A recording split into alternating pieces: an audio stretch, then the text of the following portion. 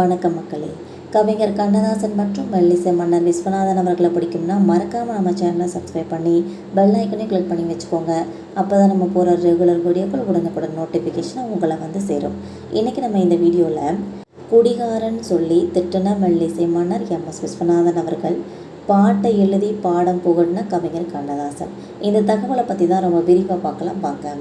தமிழ் திரையுலகத்தை பொறுத்த வரைக்கும் கண்ணதாசன் மற்றும் எம்.எஸ். விஸ்வநாதன் கூட்டணி சொன்னாலே அது ஒரு மேஜிக் தான் சொல்லுவாங்க. ஆனால் இந்த மேஜிக் ரொம்ப சாதாரணமாக நடந்த ஒரு விஷயம் இல்லை.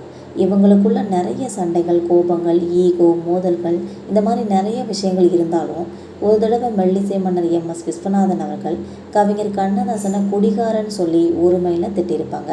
அதனால் கடுப்பான கவிஞர் கண்ணதாசன் அங்கேயே உட்காந்து ஒரு பாடலை எழுதி கொடுத்துருப்பாங்க.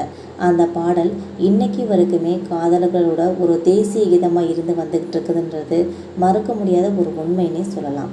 அந்த பாடல் உருவானதோட பின்னணியும் அதுக்கு பின்னாடி நடந்த சுவாரஸ்யமான சம்பவத்தை பற்றியும் ரொம்ப விரிவாக பார்க்கலாம். பொதுவாகவே பாடல் கம்போசிங் நடக்கும்போது இசையமைப்பாளர் மெட்டு போட்டு முடித்ததுமே கவிஞர் கண்ணதாசன் அவர்கள் வரிகளை சொல்ல தொடங்குவாங்க. சில சமயங்களில் கவிஞரோட வரிகள் சொல்ல தாமதமாகிறப்ப, சொன்ன வரிகளை இசையமைப்பாளருக்கு பிடிக்காமல் இருக்கிறப்ப அங்கே வாக்குவாதங்களும் நடக்குமா. அப்படி ஒரு சூழ்நிலை தான் அன்றைக்கும் உருவாகியிருக்கு. அன்றைக்கி ஏதோ ஒரு காரணத்துக்காக கவிஞர் கண்ணதாசன் வரிகளை சரியாக எழுதாமல் இருந்திருக்காங்க. நேரம் ஆகிக்கிட்டே இருந்ததுனால மெல்லிசை மன்னர் எம்.எஸ். விஸ்வநாதன் பொறுமையை இழந்திருக்காங்க.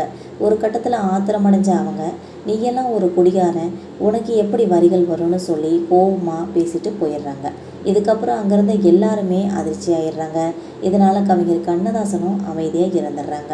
எம்.எஸ். விஸ்வநாதனோட அந்த வார்த்தைகள் கவிஞரோட மனசில் ரொம்ப ஆழமாகவே பதிஞ்சிருது.